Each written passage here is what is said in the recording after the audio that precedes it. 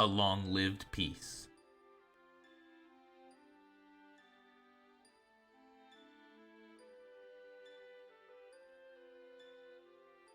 is at an end.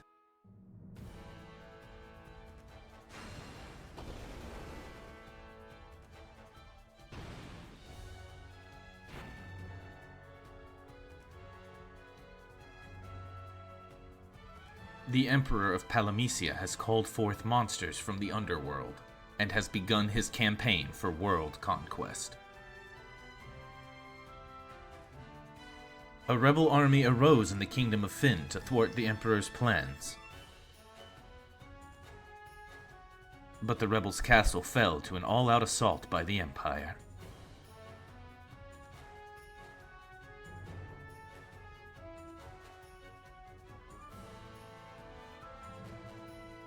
Left with little choice, the rebels withdrew to the remote town of Altair.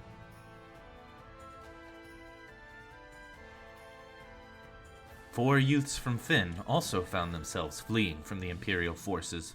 They had lost their parents at the hands of the Empire, but their escape wasn't over. Hey, it's good to see you again. I'm Twig, and today we're going to continue talking about Final Fantasy, this time with the second one, aptly named Star Wars. What? That's not it?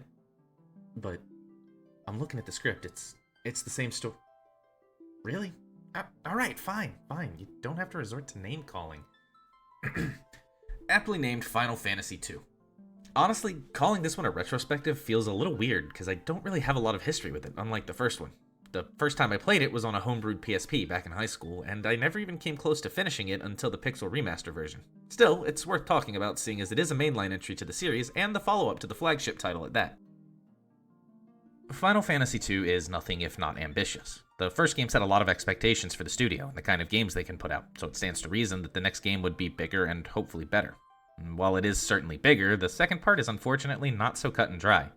A lot of the changes that came along with the ambition of the second game also cause a lot of tedium and confusion, and while work done should be respected, it should also still be held under a scrutinous eye. Things aren't all so negative though, as a lot of the changes that came with this game can also be viewed either in a positive light or at the very least as a stepping stone for some of the solid foundational mechanics the series is known for to this day. So with the prospects of doom and gloom, and as well as some praise and love, let's get right into Final Fantasy II. Released on December 7th, 1988 for the Famicom in Japan, and on April 3rd, 2003 across seas for the PlayStation? Yep, that's right. Final Fantasy II didn't release in the US for close to 15 years after its initial launch, though I wouldn't blame you if you were confused. The US did indeed get a Final Fantasy II on November 23rd, 1991, but in actuality that was Final Fantasy IV with a rebranded title as to not confuse consumers about where 2 and 3 were. Got a lot of good that did, considering the confusion it caused down the line when the series exploded in popularity. As always, I will be talking specifically about the Pixel Remaster version, as it's the version I own and capture my footage with. Before we get started, let's lay down some basic expectations. Final Fantasy II has no story or character tie-ins to Final Fantasy, so it's not so much a sequel as it is just the next game in the series. This will be a recurring thing going forward. The mainline numbered games are not tied to one another unless directly stated in their titles, though we do get a few series staples in this game, such as Chocobos and Cid. With those bases covered, we can choose our classes and name our... Oh, they already have names. Firion, Maria, Guy, and Leon. Not only do they already have names, but we can't select classes for them, at least not here. We'll cover it more in depth when we talk about the battle system, but this game allows for complete and total customization of each character through the skill system. For now, it can be boiled down to what actions you do in battle make you better at those actions, so you can handcraft a mage, a fighter, a ranger, whatever you want for the most part. It's an interesting system on the surface, but like many things in this game, it kind of winds up boiling down to a lot of confusion and tedium. After our little intro cutscene that gave us more backstory than most of Final Fantasy I's entire story, we get thrust right into a battle with our 4 pre-named characters. We miss any attacks we actually manage to get off before we are slaughtered by these Palamecian knights. Fade to black and we're in some kind of magic circle with 2 people, Hilda and Minwu, talking about how we'll be okay because our will to survive is strong, or something. Right off the bat, we have a really strong opening story-wise. It's set up very cleanly what our current aspirations and motivations should be. We want revenge on the people who took our home and almost killed us, and honestly, I want revenge on them for putting me into an unwinnable fight. Frankly, it's a lot more strong of a motivation than the Prophecy in 1, but it's also far less of a fantastical voyage and a much more grounded story. For now at least. Unfortunately, that revenge is going to have to wait a bit. For now, we need to figure out where we are and get our bearings. Alive and well, we head outside of the room we're in and reunite Firion with Maria and Guy. This is another place Final Fantasy II already differs largely from 1. We have actual characters in our party, with personalities and their own motivations. We learn that Leon is missing following the battle, and that becomes our immediate goal, to find and rescue him. Heading into the next room over, we can talk with Hilda, who tells us about the Resistance, and she immediately refuses our request to join it. She does, however, give us the keyword of Wild Rose, the symbol of the Kingdom of Fynn, and a password for the Resistance to know their allies. I understand the concept of the password, but it seems just a little too obvious to me for it to be the symbol of the kingdom that just got conquered. You'd think someone in Palamecia would be able to rub 2 brain cells together to figure it out, but I suppose the only one with any real cognitive function over there is Mateus himself. The password system is something experimental in this game. Get used to that phrase. That I actually really like. Not so much that one. When talking to an NPC, a red word will occasionally pop up in their dialogue. This is a password, and we can learn it by selecting the Learn option. This adds it to our repertoire of passwords, which we can then ask NPCs about with the Ask option. They'll share some knowledge, guide us to our next destination, and even sometimes offer us bonus goodies depending on when and where we use each password. It's a neat trick to make it feel like we're actually talking to the NPCs instead of just interacting with an exposition trigger. This comes with a bit of a drawback, however, as sometimes it's not entirely clear who you need to give a specific password to progress the story. More than ever, it's important to talk to NPCs and to give them passwords that are relevant to what you're doing. Even the most out-of-the-way, unimportant-seeming NPC at the time might be the one you need to ask about the MacGuffin to get the story rolling. Using the password for now, at least, is a novelty, and the folks around here, a town we've learned is named Altair, will tell us about the sacking of Fynn and welcome us as refugees. Hilda even tells us it's possible that Leon is being held in Fynn, but it's far too dangerous and we shouldn't even think about going there. So, naturally, we're going to go there immediately. Much like the previous game, we can stock up here in our starting town, particularly with magic. The magic shops have been condensed into 1 in this game, which, while handy, feels a little unfortunate. The touch of 2 different shops with different designs for the 2 schools of magic was a neat little touch, but oh well. Magic also works a bit differently now. As I'm sure you noticed, we didn't pick our characters or our classes, and that's because they don't have them. We can buy these scrolls, and by using them on a character, they learn the corresponding spell at level 1. As such, you can easily have everyone capable of casting magic if you want. Here in Altair specifically, we can pick up the 3 elemental black magic spells in Fire, Blizzard, and Thunder, as well as the white magic spell Cure. These all 4 function similarly to their Final Fantasy I counterpart with one major exception. Targeting now works differently. We can select the entirety of the enemy formation with a spell by moving the cursor beyond the backmost enemy, and our entire party with a spell by pressing right while on any party member. On top of that, we can now hit ourselves with damaging spells or enemies with healing spells if we so desire. On the equipment side of things, it hasn't changed too much. Instead of a weapon and a shield slot in this game, we now have a right and a left hand slot, with one being favored for each character. As such, we can now dual wield, which is awesome. If you don't want to dual wield for whatever reason, make sure that the weapon goes into the character's favored hand for more damage output. You'll notice that we have more options for weapons here, and Maria even starts with one, a bow. Poking around the menu a bit more, you'll probably also notice the formation button, which is going to be a staple for a while. Formation will allow you to move a character between the front and back rows. The character in the back row will deal and take less damage overall, with the exception of ranged weapons like bows and magic. This helps with party planning, as a mage will want to be in the back row to take less damage, especially since wearing armor will dump hefty magic penalties into them. With our pre-game shopping done, we can step out into the overworld where we're hit with a much more somber map tune than that of the first game. It fits, all things considered. Like I said earlier, Final Fantasy was a whimsical fantasy adventure about the 4 chosen heroes stopping the great evil of the world, whereas Final Fantasy II is about a group of young warriors fighting for survival against a tyrannical empire that would see them subservient or dead. On more familiar grounds, however, we're instantly thrust into a battle not 10 steps from town. The UI is largely the same here, minus the number next to our HP. This is our MP, which is naturally used to cast magic. For the time being, all of our spells only cost 1 MP, which is weird, but it'll make more sense later when we talk about how skill level ups work. For now, we can also immediately say hello to status ailments again. Venom and Blind are the only ones we have hanging over our heads like a guillotine for the time being, but thankfully Venom at least has the common courtesy to cure itself after battle. Blind, on the other hand, is now a consistent status after battle, and we will need a consistent stock of eye drops to keep it off of our melee attackers. Once we mop up the first set of enemies, we're met with a familiar jingle, but an oh-so-foreign screen. Each character's name has meters next to it instead of an experience value, and making our way through the screen, we can also see some stat increases that don't really make much sense at first. Meet Final Fantasy II's progress system, a merit-based system that rewards characters by giving them a chance to increase stats related to the skills they used in battle, as well as the proficiency system. For stats, it boils down to, your HP has a chance to go up every fight, with a better chance if you actually take damage. Your MP goes up when you use or lose MP. Your strength goes up when you use the attack command. Your intellect goes up when casting black magic. Your spirit goes up when casting white magic. Your agility has a chance to go up every fight, with a higher chance at lower equip loads, and your stamina goes up when taking damage. The proficiency system operates much the same. That is to say, a character using swords will get better at using swords. Axes make you better with axes, and so on and so forth. Spells each have their own proficiency, so leveling a spell requires using that specific spell quite a bit. Proficiency caps out at 16 and takes quite a long time to get there, but it's well worth it to have each character focus on specific regions from the get-go. The stat system in this game is one of those new things that you have to give them some credit for trying something interesting, but at the end of the day it just boils down to tedium, sadly. There's no guarantee that a stat will level up in each fight, and it's very obtuse for a first playthrough. Personally, it was way too easy to end up with a character who's semi-proficient in many different weapons and magics, which winds up making them far too inefficient in the endgame. You might think that in that scenario you'll wind up realizing that at some point in the game, but unless you catch it super early or course correct by, say, the first visit to Salamand, you'll be doing a lot of grinding to try to get a character on par with one that had been hard focused from the start.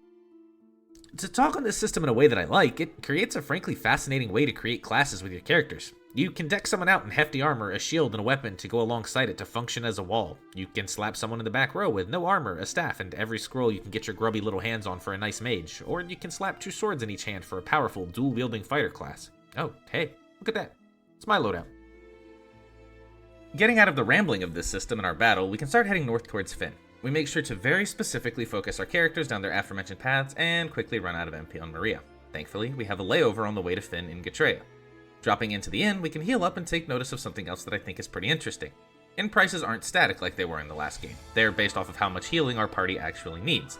It's never overly pricey, and it just adds that little bit of flavor, as if you're resting longer with more healing needed. So, with a few days of rest, we can hit the road again and circumnavigate the lake. Dropping into Fynn, we see that the town is indeed overrun with Imperial Knights, which is a nice touch.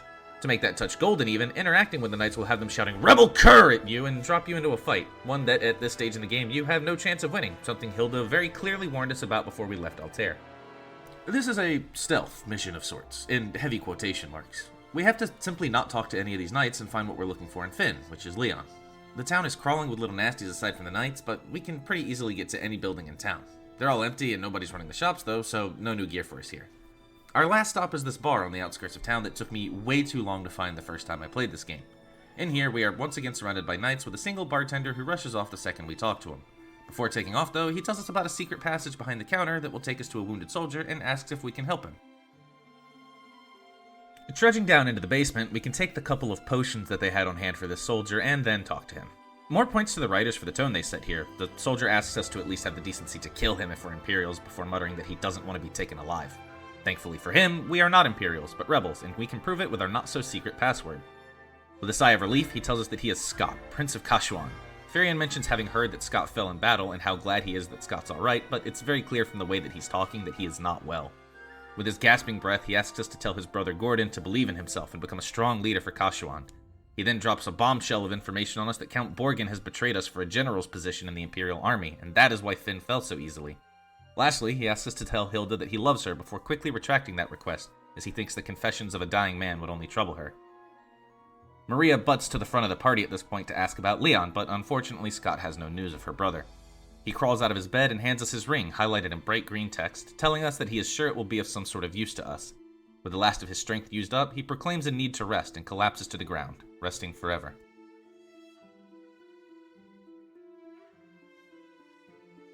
With the ring of the dead prince in our possession, we can trudge back to Altair and deliver it to Hilda. The news of his death weighs heavy on her, and we honor his wishes of not delivering his confession. She does recognize our ability at this point, however, and asks us to lend our strength to the cause. We learn a new password in Mithril and receive a request from Hilda to obtain some, as the Empire fights with weapons and armors made of the stuff while we're stuck with copper and steel, putting us at a massive disadvantage. We receive our directive and get pointed to a man named Joseph in the town of Salamand, far to the north, across the ocean, but with no ship we'll need to procure passage. Given the severity of this mission, and our new official position as rebel soldiers, we finally get our fourth party member in Minwu, the Mysidian White Wizard. Minwu comes with a large stock of pre-leveled white magic, including a level 7 cure that will immediately top off our whole party if used as an AoE.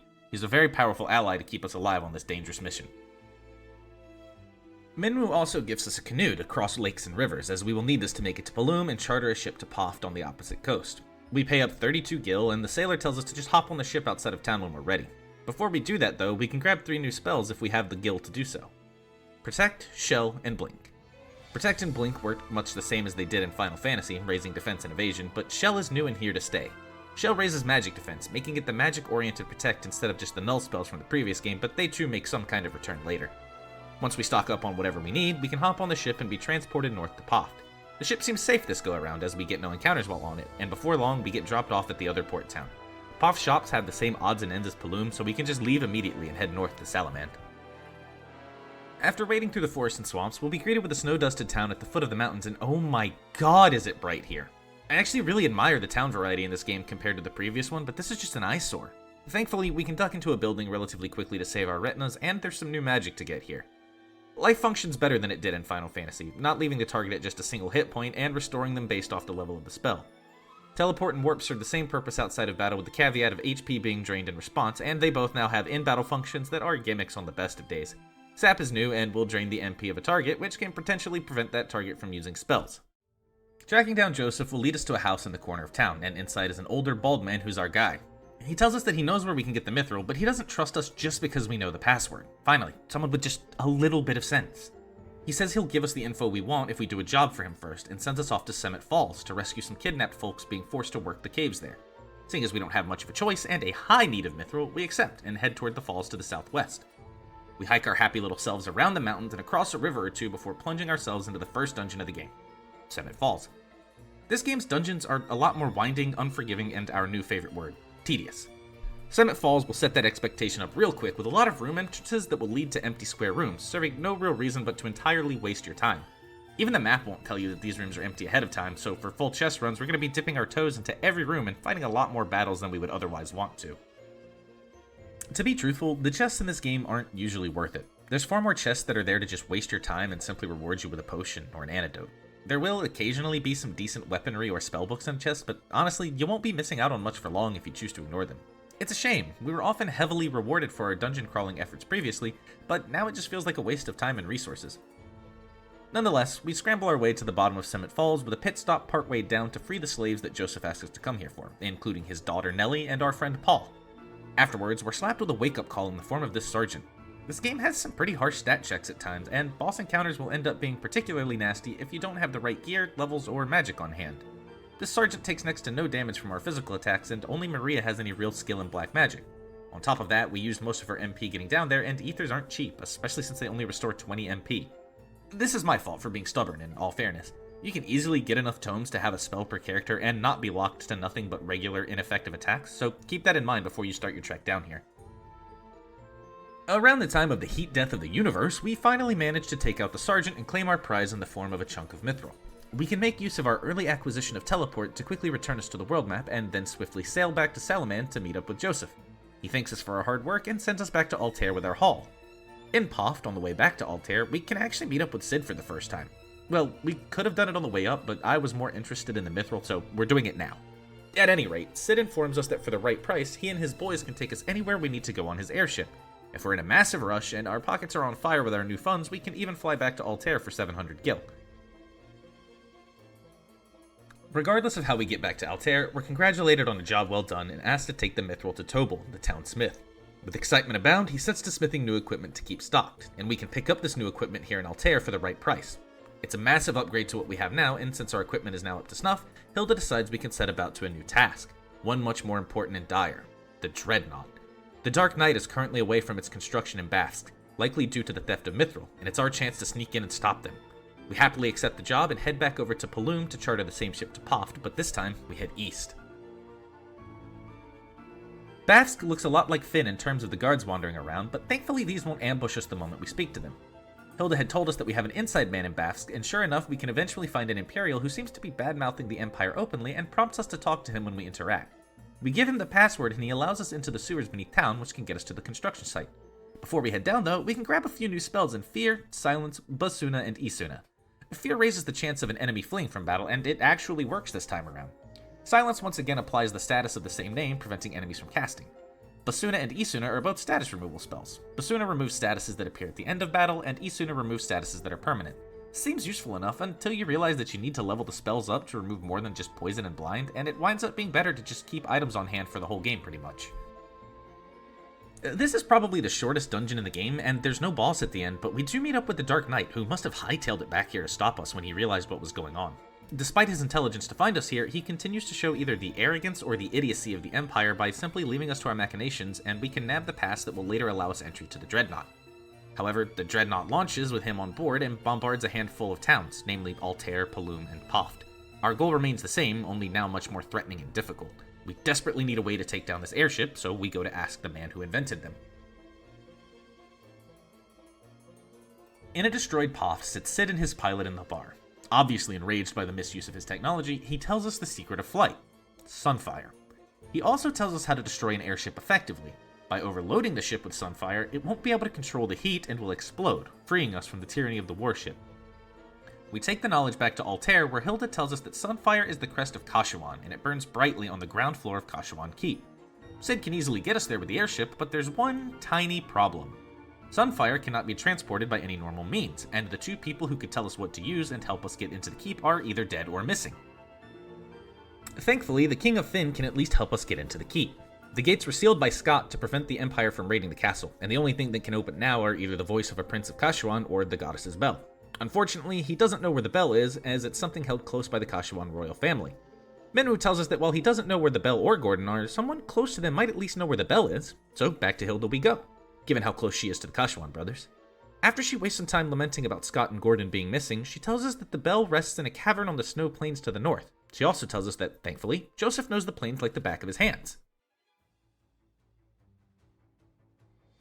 After one quick trip back to Salaman, we reunite with Joseph, who tells us we need a snowcraft to cross the plains, and that he keeps his in Semet Falls to keep it hidden from the Imperials. He joins the party as our fourth member, and we grab the snowcraft to head out to the snowfields. On the far end, we can enter Snow Cavern, and here's where short, jaunty dungeons end. Most dungeons from here on out pretty heavily overstay their welcomes, at least in my opinion. Once we wade through the oceans of monsters to the end, we can pretty easily take down the Adamantoise with the Blizzard spell or an Antarctic Wind and claim the bell.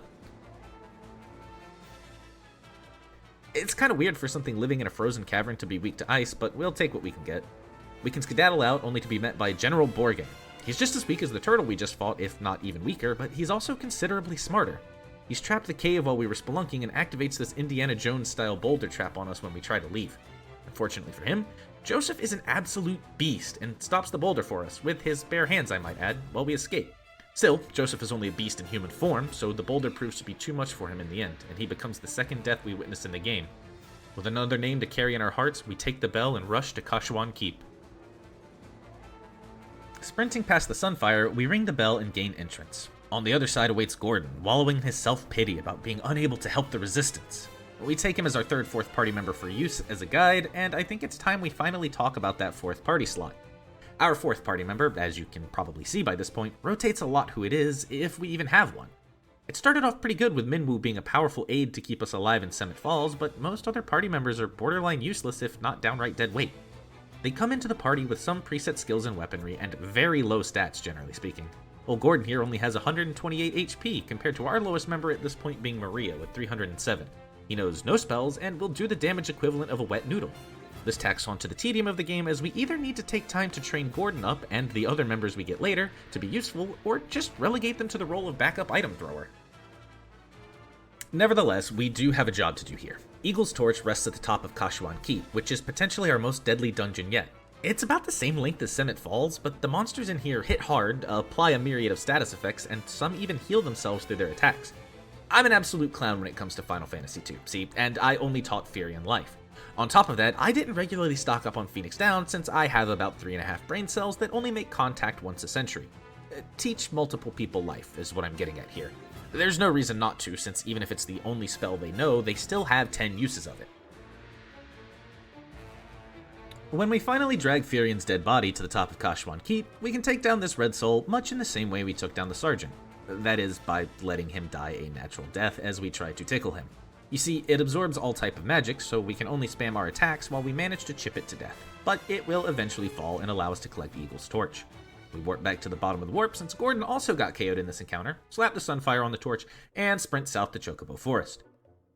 There's a 99.9 repeating chance that you recognize this jingle and these birds. Welcome to the introduction of Chocobos. Chocobo Forest is the only place in this game you can find them, but if you manage to catch one of these bird horses, you can saddle up and ride them across the world map. You can't get into encounters while on Birdback, so we can safely ride this bad boy all the way back to Poft and heal up before sailing to Altair. Back at base, we'll find that Hilda is absent, so who else to ask what to do but trusty Minwu. He lets us know that Hilda has been kidnapped trying to pick us up at Kashuan with Sid and his airship. He also lets us know that a vessel that size would need a large amount of supplies to operate, so it must have set down somewhere to load up. This bit of nudging feels very, misguiding, to say the least, to me.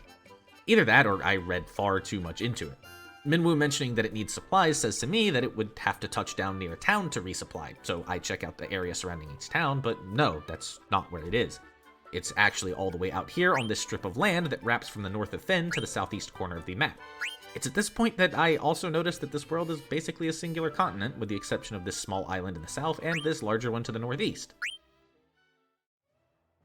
Geography revelation in mind, we make our way up the land strip to where the Dreadnought is parked and march ourselves inside.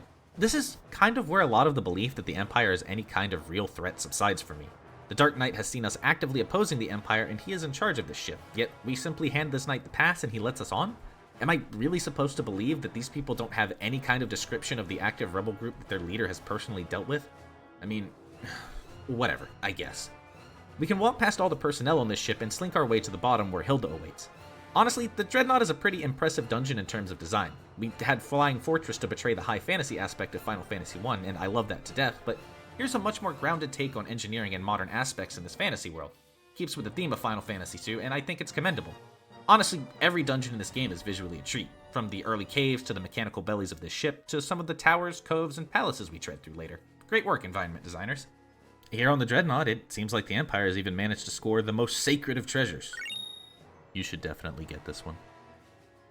Once we free Hilda and Sid, they make their way to the airship to prepare it for takeoff. With the hostages freed and an escape vehicle secured, we can head in the other direction to finish our mission at long last. The rest of the ship is about what you'd expect, filled with enemies that are desperate to blast you with every status ailment introduced to the game as of yet. However, this floor right here is the one that somewhat broke me when replaying this game. It's a maze disguised as a regular floor. Now, let me preface this by saying that obviously I don't mind mazes. If I did, I wouldn't play this series, as most dungeons are just glorified mazes.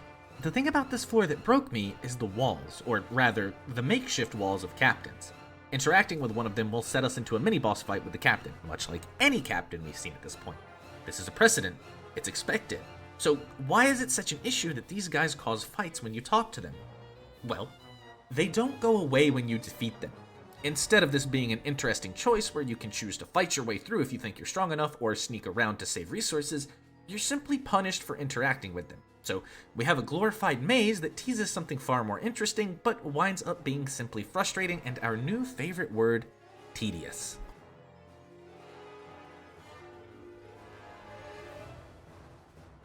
Once we grind our teeth into oblivion and make it into the next room, we can drop the Sunfire into the engine and set off the alarms. Our characters will rush out of the Dreadnought to Sid's airship and back to Altair with Hilda in tow, but not before Maria seems to recognize the Dark Knight's voice.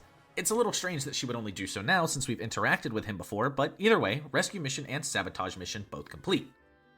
By this point, we are incredibly valued members of the Resistance. We've brought in some mithril, we've destroyed the Empire's airship, and we even managed to rescue the captive princess when she was taken. To match our growing value, Hilda's father gives us a mission to match before he joins Scott and Joseph in the afterlife. We're to travel to Daist and make allies of the Dragoons and the Wyverns they work with. I'm going to break continuity for a moment to talk about this. Dragoons are introduced here in 2 as warriors who fight alongside dragons, but in the future they're presented as exactly the opposite. I'm really curious as to why. I know I've said myself that the games hold no real continuity amongst themselves, but I don't fully get why you'd take the original core of something and twist it into the opposite. Tangent done. We have to hire a new ship, seeing as our old haunt only goes between Paloom and Poft. Thankfully, there's some nice folk here in Paloom willing to do just that. Maria speaks up against it, saying that it seems just a little too convenient, and Furion even agrees, but he relents in the end, saying that it's the only option. So, against our better judgment, we hop onto the ship and get sailed out into the ocean by Layla and her crew. Sure enough, it's an ambush a la Bique. We take out her goons and she tells us to finish her off instead of groveling like her predecessor. We obviously don't do that and extend a hand of cooperation instead. We ask for the pirates' help in fighting the Empire and they agree, Layla even offering us her ship for use and joining our party. Layla as a party member is slightly better than Gordon was purely because she's coming pre-equipped with a 4th level Thunder spell to help out with boat encounters, but other than that, she's pretty underwhelming. Here we go. Now that we have our own ship, let's talk about traversal in the second half or so of this game. It starts with a T, rhymes with previous. Yeah, tedium ahoy. The world is not well designed for ship travel. We're currently here, and we need to get to Daist, which is here. Which means we need to go down through this strait here, around the continent, and wrap the south edge of the world to get there. And this is when I really start to grind my teeth, because the encounter rate in this game seems so absurd compared to the previous one. On top of that, at this point in the game, instead of being ambushed every once in a while, it feels like a coin flip as to whether or not the enemies are going to get a free turn. So we take a trip that's the equivalent of 3 round trips from Melman to Lake Crescent and arrive here at Daist. The castle has gotten the Kashuan treatment and is a rundown keep buffeted by sand constantly. Inside, we can find a woman and her child keeping guard over a room with a wyvern in it, the last of its kind according to them. They say they think it's been trying to communicate with them, but they don't understand its tongue.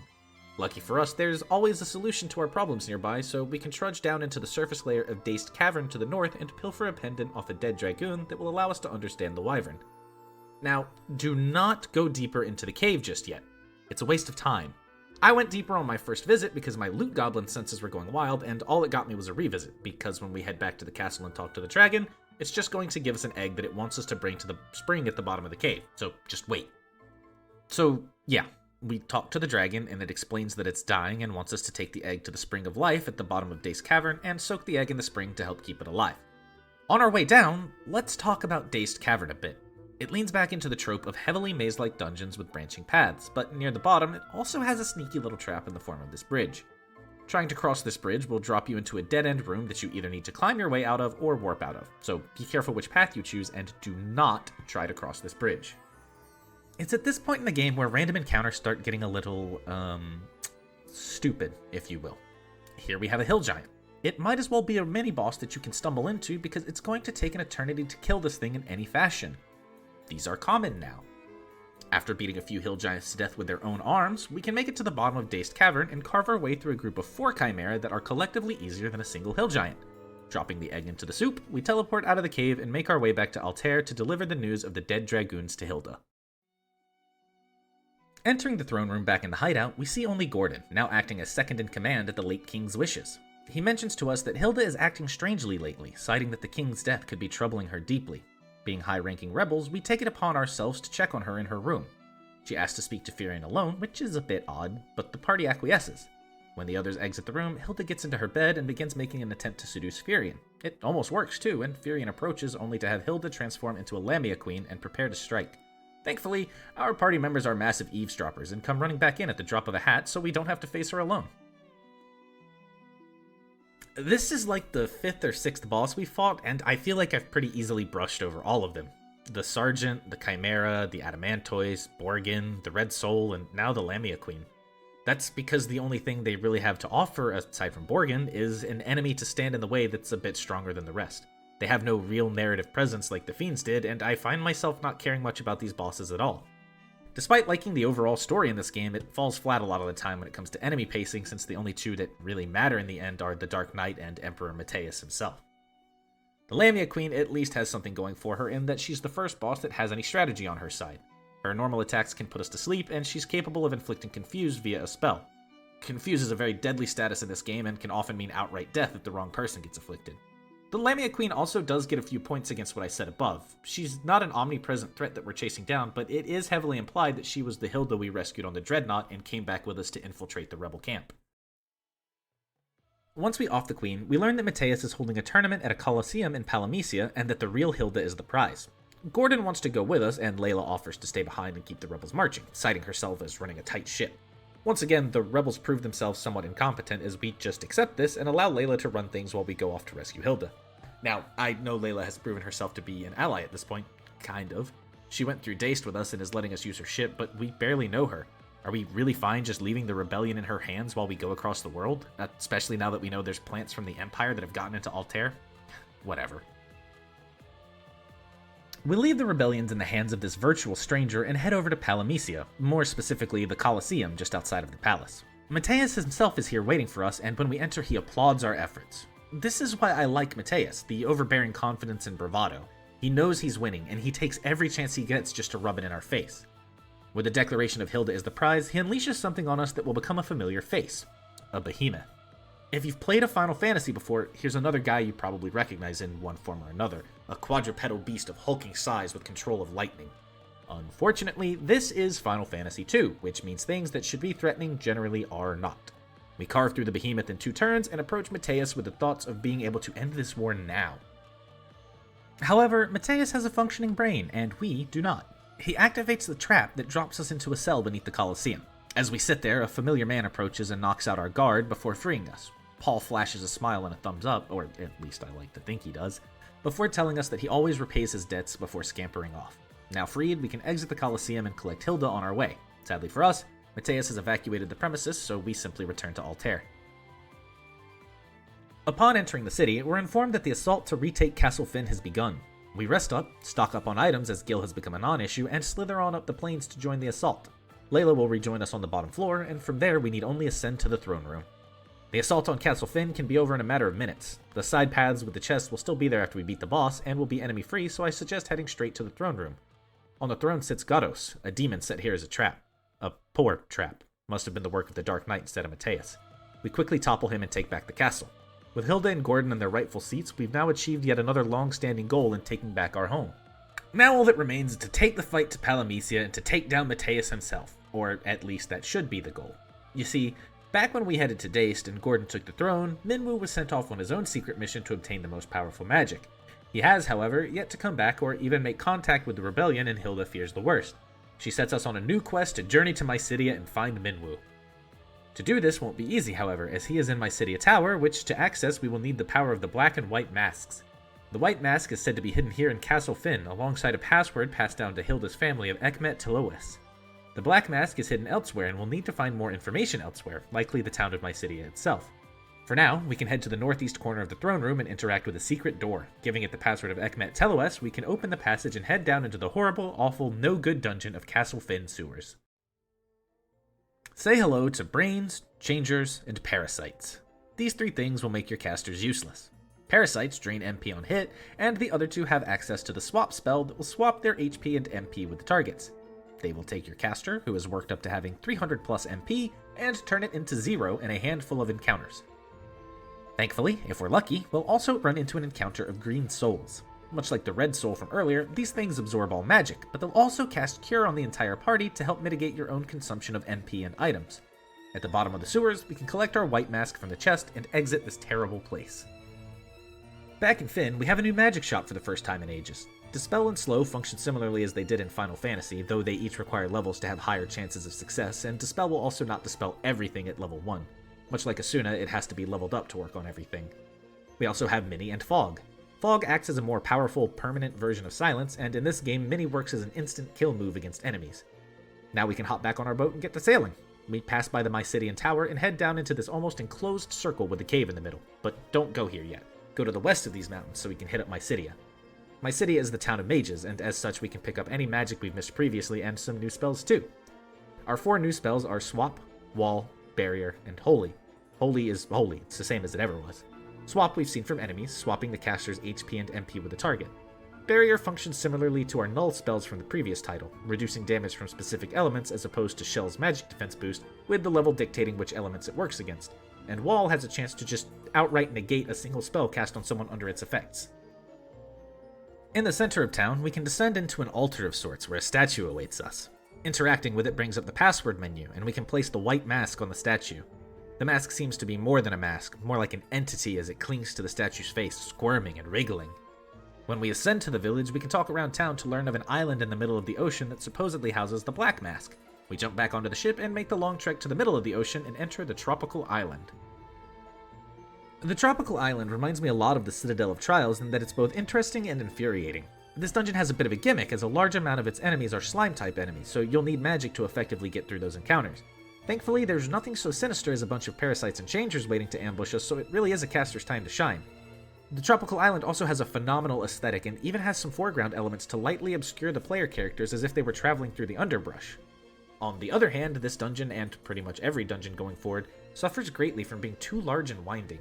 These dungeons are designed so that you might go 3 floors deep before hitting a dead end and either having to turn around or sacrifice MP and HP with warp to easily get back. Healing items are also starting to go pretty quickly as our HP rounds into the thousands and beyond, as potions only heal for 100 and high potions 500. There is a store located deep within the island, though I didn't manage to go there this time, but you can replenish your items and buy some new weapons if you do swing by. Eventually, we'll find the bottom of the island where the mask is guarded by a set of bighorns, again with the narratively lacking boss. Thrashing them with a combo of spells we've looted rather than buying, Haste and Berserk, we claim our black mask and can head to the Cave of Mysidia in that loop-de-loop of a mountain range. In the cave, we can head to the south section where we find another Firion. If we had come here earlier, the doppelganger would taunt us and not allow us to pass, but as it is now, it seems frozen. We can place the black mask on it and they will both disappear, allowing us passage into the rest of the long, long cave. At the bottom of it all, we find a treasure room, one of which is the crystal rod, the exact item we need to enter the Tower of Mysidia. Excited to help Minwu out, and more importantly to acquire this legendary magic, we stop off to heal before heading to the tower. Nothing is ever easy though, so as we approach, we get sucked down into the inky black depths of the ocean by a whirlpool. When we come to, we find ourselves in the belly of the beast, quite literally. We quickly come to learn that we've been swallowed by the Leviathan, a great beast that protects the Tower of Mysidia from those who come with a crystal rod seeking the ultimate magic. We can show our rod to Ricard, the last dragoon, who then tells us about the Ultima Tome atop the tower before joining us in an attempt to escape. Ricard tells us of a ship hidden behind a horde of monsters, so we immediately make for it given that it's the only option we have available to us. As we make our way through the simple dungeon of the Leviathan, we also see the return of damage tiles, and they function the same, which, given our much higher HP stat, makes them a bit less effective. Still, it's nice to be able to avoid fights for a bit. The enemy in front of the ship, a roundworm as Ricard claims, goes down very easily. A couple of turns of spamming our newly acquired Holy and our old faithful physical attacks will have us sailing free in no time. He also says hell, which I think is the first time we've ventured into potentially non-family friendly language depending on the home you grew up in, but I am a hypocrite and I do not talk to every NPC. We blast out of a non-specified orifice of the Leviathan and sail on over to the Tower of Mysidia. I didn't mention it earlier, but the Leviathan is the second instance of something new to this game, one-time dungeons. The first was, as you can probably guess, the Dreadnought. It's an interesting concept that gets done more in the future, but I find it hard to care here as all it means is that you either have to waste your time looting the few chests in here for the mediocre loot, or you just ignore them and get on with the story with no chance to come back later. Approaching the Tower of Mysidia, our crystal rod shines into the sky and opens the door into the longest dungeon in the game, but oddly enough, I kind of really like this one. The Tower of Mysidia is broken into 3 sections and the peak where our prize awaits. Each set of floors is themed after the elements of the 3 basic black magic spells, and at the peak of each set, we fight a Gigas of that element before moving on. Fire, ice, thunder, and eventually the peak of the tower. Most floors in this dungeon are relatively straightforward too, without the largely labyrinthine twists and turns of the previous dungeons. The fire floors have us wading through lava like Gulg, the ice floors harken back to Ice Cavern with spiky tiles, and the thunder floors are kind of purple and have pits that you can't actually fall into. Either way, we scale the tower and reach the peak where we meet up with Minwu.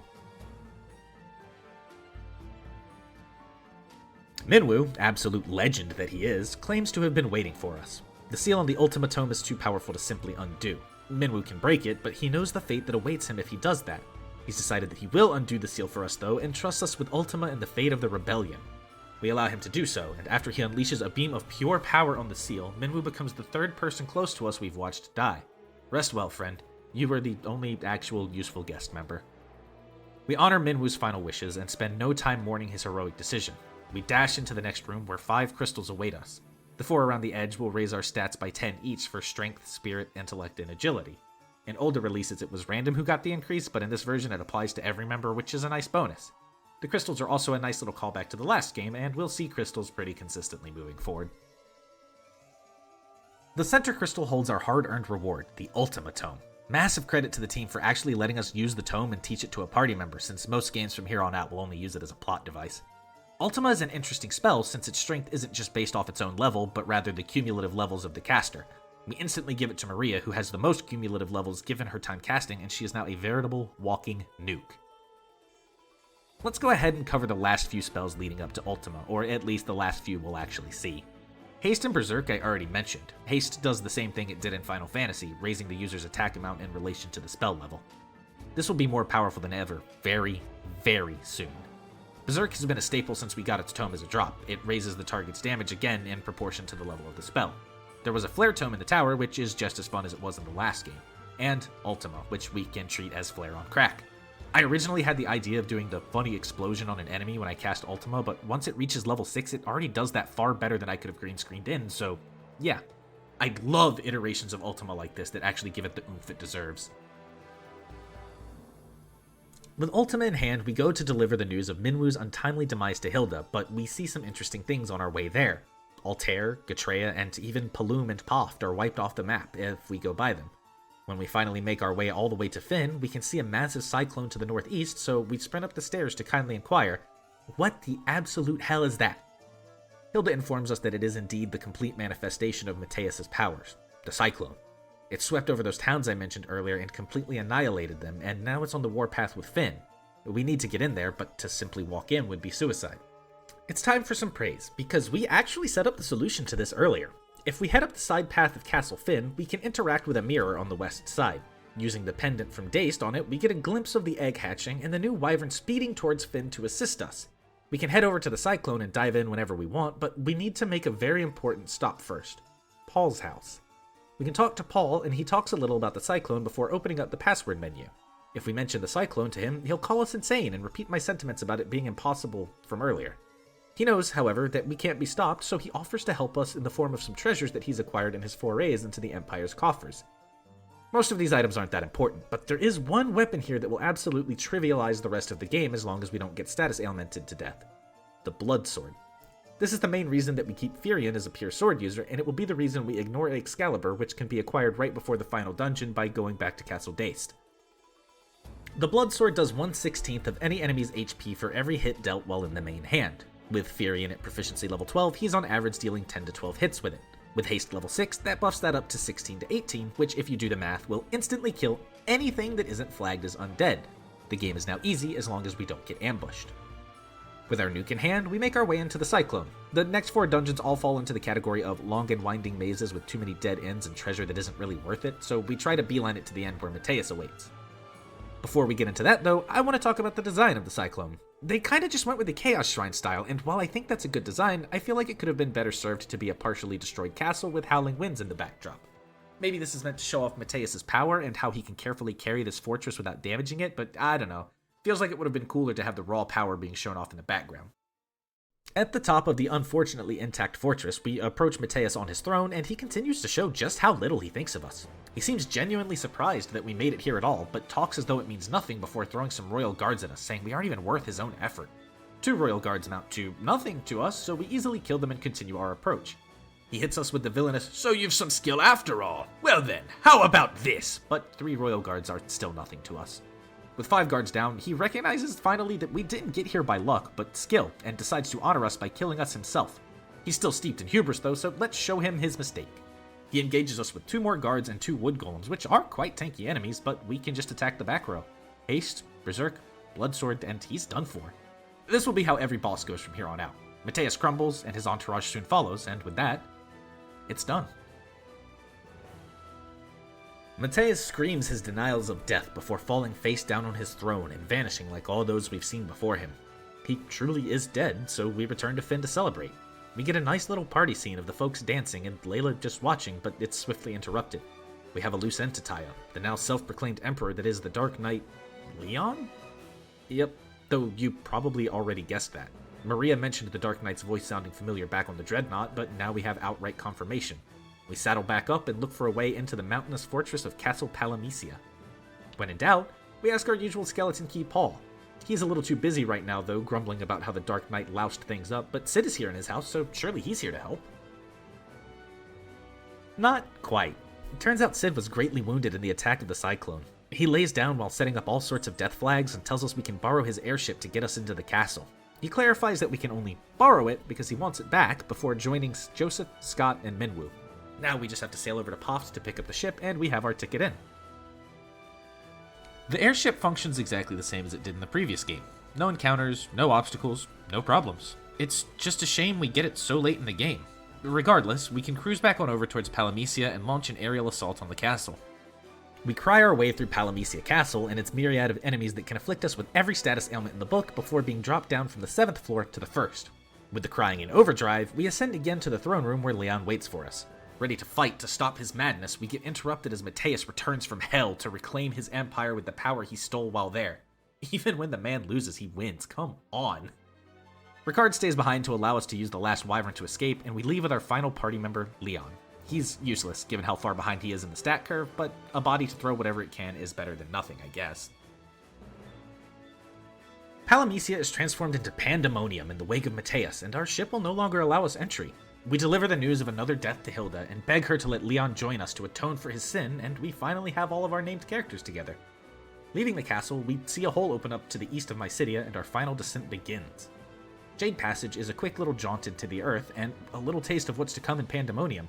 At the bottom, we can find a shop hidden behind a waterfall selling Death, Flare, Haste, and Berserk, but we don't really need any of these, so we simply pass him up and enter the final dungeon, Pandemonium. Pandemonium's aesthetic is amazing. A crystalline palace of blue and purple covered in things that look pretty demonic in nature, such as the vines or veins crawling up out of the pillars and the fanned-out spikes above each arch. The enemies here are incredibly powerful, dealing in the thousands damage per hit if they don't carry the death status outright. Thankfully, those twisting side paths are optional and only for a few bosses and pieces of gear, but let's talk about them before we finish things up. There's 4 chests in here that contain the 3 pieces of the Genji gear and a ribbon, all guarded by monsters meant to fill the same role as the 4 fiends in Final Fantasy, the Generals of Hell in this game.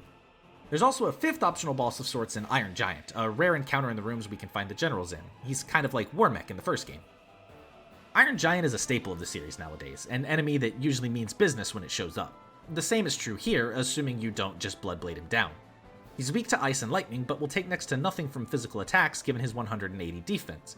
He's also prone to run after a few turns, making it a difficult enemy to actually defeat, but doing so will reward you with any of the Genji pieces, an Excalibur, or even an Aegis shield. Next up, let's talk about the one remaining boss that we can't abuse the Bloodsword on, Zombie Borgin. We don't need the Bloodsword for him, at all. With only 2500 HP, we can easily boost our other physical attackers and turn him into undead paste pretty quickly. The chest he guards contains the Genji gloves, which are the highest defense gloves in the game, and prevent some status ailments. In the same area as Borgin, we can also fight Tiamat, and man, come on. This one only has 4 heads. You have the right amount of heads for 2 Tiamats, but both of them are wrong. Either way, she's the other of the easier to handle generals without the Bloodblade, but it can easily be used to obliterate her. If you don't want to use the Bloodblade, just spam Ultima after buffing a physical attacker and her 5000 HP will drop quickly. She drains most magic types, but we're at a point where we use mostly non-elemental things, so her gimmick is basically nullified. Her chest contains the Genji helm, the best defensive helm in the game, though a ribbon could potentially be considered the best instead. In the other room, containing 2 chests, as well as the way forward, we can start with Beelzebub. He has the same HP as Tiamat, but his moveset is a bit more intimidating with Fire and Flare 16, powerful normal attacks that inflict poison, and a handful of status ailment inflicting moves such as Stun, Blink, and Confuse. He can be deleted with the Bloodsword, but you can also simply buff, keep some items on hand for status removal, and blast through him with physical attacks and Ultima. His chest contains the Genji armor, the most powerful chest piece in the game. Our final general is probably the most intimidating, Astaroth. Ignoring that we can simply erase him with the Bloodsword, he wields multiple damaging spells at level 16, has Blind, and his physical attacks heal him. He's also resistant to all elements if you aren't spamming non-elemental magic for some reason. Shell is imperative as is Protect, and keeping your physical attackers hasted in Berserk will be necessary to take him down. His chest contains a ribbon, a headpiece that grants elemental resistances and status immunities. With those optional fights handled, we head to the top floor of Pandemonium. There's a floor here that's reminiscent of the empty floor of Flying Fortress with the stairs southwest instead of northwest, so I think it's kinda neat to make an endless feeling floor again, especially in the final dungeon. The top floor drops the blue and pink for a more astral kind of aesthetic, matching Mateus' new power. It's neat to see them do this again. I love it when bosses get settings befitting of their power. This continues for a long time. I honestly can't think of a boss offhand whose arena I don't like. We approach Mateus in his new form, a grand demon infused with the power of hell. He kind of resembles Chaos in a lot of ways. Gold and purple are his main colors, his head is asymmetrical, and he floats menacingly. His battle sprite doesn't even have legs. He doesn't give us the same speech Garland did, however. No grand plans or machinations, just a quick proclamation that no man can defeat the Lord Master of Hell. So we get a preemptive strike and kill him before he even gets a chance to attack us. Never question the might of the blood sword. If we hadn't used the blood sword, though, his claims are actually pretty factual. Mateus is a, and forgive the pun, hell of a fight. Starfall 10 does a fair bit of party-wide damage, Flare 16 is always terrifying, and his physical attacks take a page from Astaroth's book and drain HP. He also carries a myriad of status ailments such as Dispel, Slow, Blind, and Curse. Curse is a terrifying status ailment that greatly lowers the target's attack and defense. The fight heavily relies on you either being able to negate Mateus' damage outright or heftily reduce and heal through it.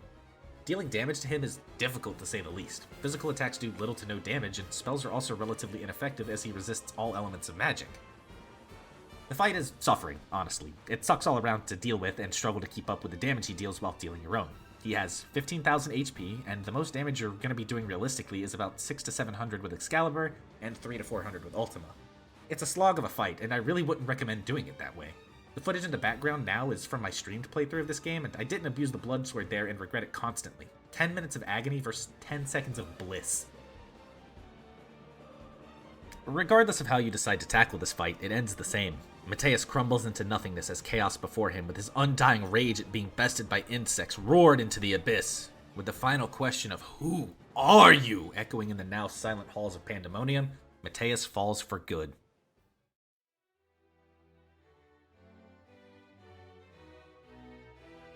We rush back to deliver the good news to Castle Finn, this time without any interruptions. We get a couple of thank yous and goodbyes from the surviving prominent figures in the game's cast, too. Gordon proclaims their intent to build an even more majestic kingdom to rival the fallen Finn. He recognizes his own growth from a coward shaking at every threat from behind the rebellion into the fine leader the late King of Finn entrusted the kingdom and armies to. Paul continues to be his old cheeky self. He says we've put him out of a job by eliminating the Empire and that we should watch our back. Honestly, yeah.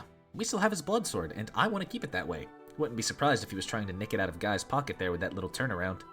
Layla extends her congratulations before offering Firion a job as a pirate on her ship, though it seems Maria doesn't take well to that. It's a little odd, truth be told. They didn't really build up a relationship between the two, but maybe it's the suspension bridge effect at work? Either way, she also does the little turnaround Paul did with a head nod to accompany it, so maybe they're just bowing to the royalty before leaving. Either way, up next is Nellie, Joseph's daughter that we saved from Semet Falls. She's going to be moving into the castle to help serve the princess. She tells us this after mentioning that she's sure Joseph is watching down on her with a smile. The way she leaves with Hilda and Gordon makes it seem more like she's being adopted though, so good for her. Before she leaves, we get a little image of Joseph's spirit, which seems to corroborate her claims. Godspeed, Joseph, and rest well. There's one last person to bid farewell to though. Maria says it's time for us all to go home together, but Leon interjects, knowing full well the crimes he's culpable of. Maria begs Firion to stop him, but Firion is also aware that Leon cannot simply waltz back into society. The man was the right hand of a genocidal maniac and even tried to usurp his empire when he thought that man was dead. Leon would probably get the gallows, if he was lucky. Instead, we'd let him go off to try and atone on his own, with Firion promising Leon that they will meet again. As we embark from the throne room ourselves, we get a glimpse at those we lost, minus Scott, I guess. Joseph, Minwu, Cid, and Ricard all give us one last farewell before Firion proclaims that this is just the beginning.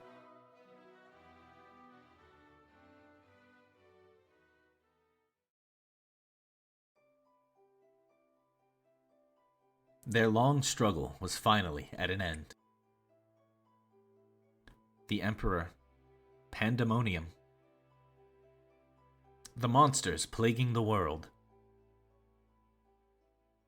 all had vanished without a trace.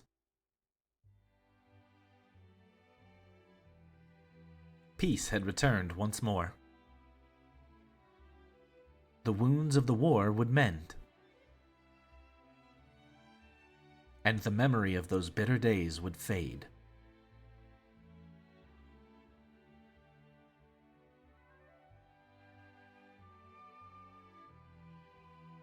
But one thing would never be forgotten. That a band of young heroes once saved the world.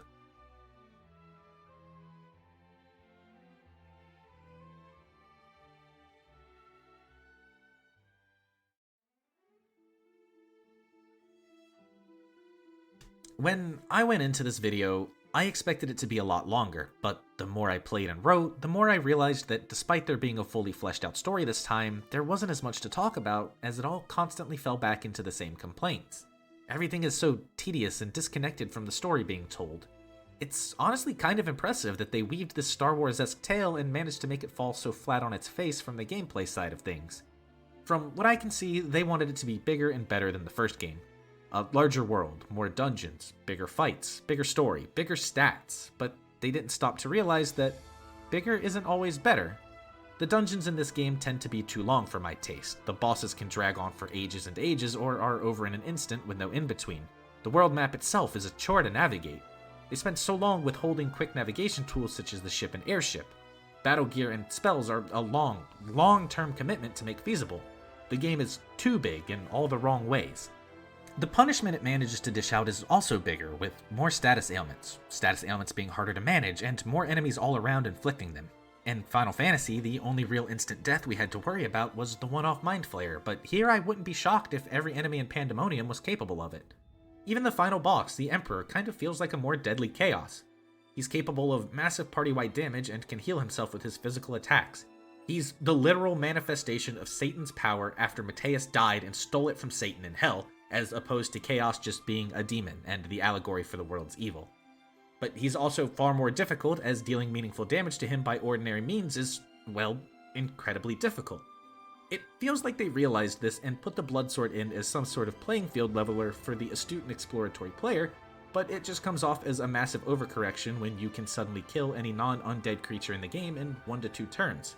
The game's balance is just all over the place, and it suffers for it.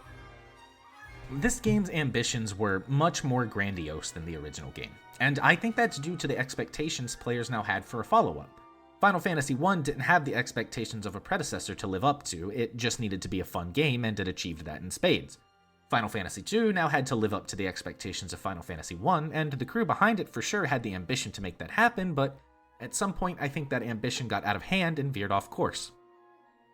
At the end of it all, I think it's safe to say that I don't particularly like Final Fantasy II. It has the unfortunate moniker of being my least favorite of the 2D games and probably one of my bottom 3 of the entire series. It's a game that, as a whole, is all over the place and pushes constant tedium on the player.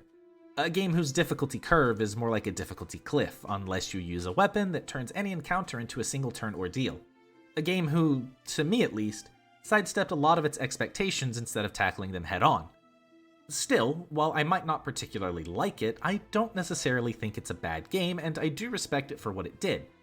It's a game whose ambition paved the way for so many things we still see in the series to this day.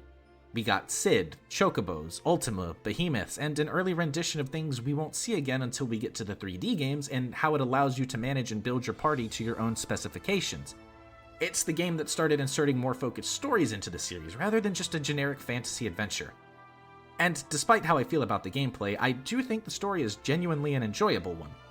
Our struggle against the tyranny of Palamecia and Mateus himself, our descent into Pandemonium, the Palace of Hell, to strike down the Emperor once he rose from Hell itself, and the happy ending everyone gets. It's nice to see this story referenced in later games, and even having Mateus make an appearance in Stranger of Paradise's final DLC. At any rate, this has been Final Fantasy II. I'm still Twig last time I checked, and you're all fantastic for listening to me talk about another game for this long. Thank you, as always. If I've made the game sound interesting at all, give it a look and see how you feel about it. And if you think I'm a clown with bad opinions, let me know that too. But until next time, take care.